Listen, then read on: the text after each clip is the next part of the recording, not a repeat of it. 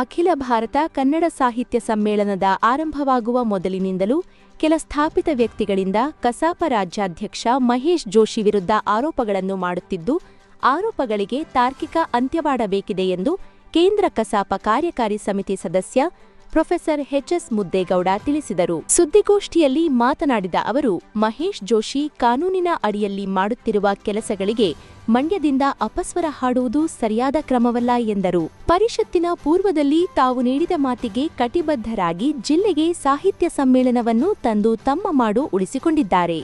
ಇದಕ್ಕಾಗಿ ನಿಯಮಗಳನ್ನು ಸಡಿಲಗೊಳಿಸಿದ್ದು, ಆಡಳಿತ ಸ್ನೇಹ ಬೈಲಾ ನೀಡಲು ತಿದ್ದುಪಡಿಗಳನ್ನು ಮಾಡುತ್ತಿದ್ದಾರೆ ಎಂದು ಹೇಳಿದರು. ಕೆಲವು ಸಮಿತಿಗಳು ಸಮ್ಮೇಳನದ ಖರ್ಚಿನ ಸಂಪೂರ್ಣ ಲೆಕ್ಕ ನೀಡಿಲ್ಲ. ಸಮ್ಮೇಳನ ಬಗೆಗಿನ ಚರ್ಚೆಗಳು ಹಾದಿ ತಪ್ಪುತ್ತಿದ್ದು, ಅಧ್ಯಕ್ಷರು ಲೆಕ್ಕ ನೀಡಲು 6 ತಿಂಗಳ ಅವಧಿಯ ಅವಕಾಶವಿದೆ ನೀಡುತ್ತಾರೆಂದು ಜೋಶಿ ಪರ ವಾದ ಮಂಡಿಸಿದ ಅವರು, ಜೋಶಿ ಅವರಿಗೆ ಬೆದರಿಕೆಯೊಡ್ಡಿದ ಕಾರಣ ಅವರು ಜಿಲ್ಲೆಗೆ ಆಗಮಿಸುತ್ತಿಲ್ಲ. ಅನಾರೋಗ್ಯದ ಕಾರಣ ಸಮ್ಮೇಳನದ ಸಮಾರೋಪ ಕಾರ್ಯಕ್ರಮದಲ್ಲಿ ಭಾಗವಹಿಸಿಲ್ಲ.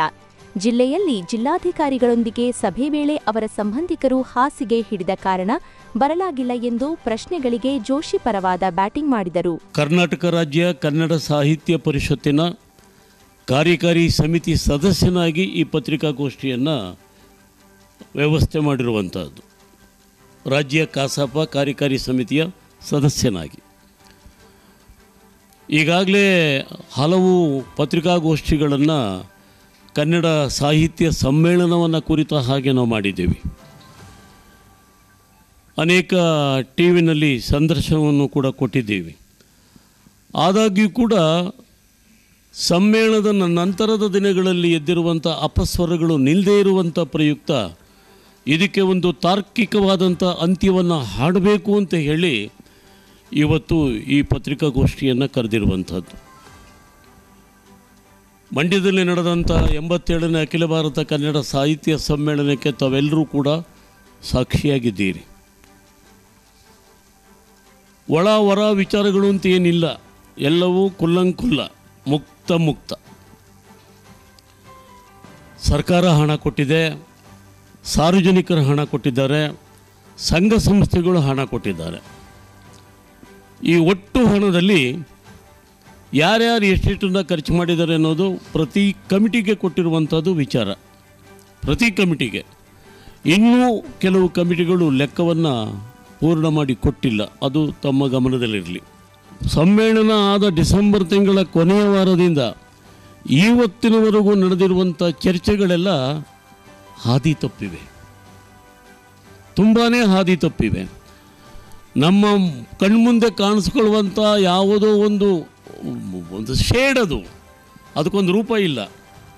ಆ ಶೇಡನ್ನೇ ಸತ್ಯ ಅಂತ ನಂಬಿಕೊಂಡು ಜನಗಳನ್ನು ನಂಬಿಸುವಂಥ ವ್ಯರ್ಥ ಪ್ರಯತ್ನವನ್ನು ಇವತ್ತು ಅನೇಕರು ಮಾಡ್ತಾ ಇದ್ದಾರೆ. ಅಧಿಕೃತವಾದ ದಾಖಲೆಯನ್ನು ನಿಮಗೆ ಕೊಡ್ತಾ ಇದ್ದೀನಿ.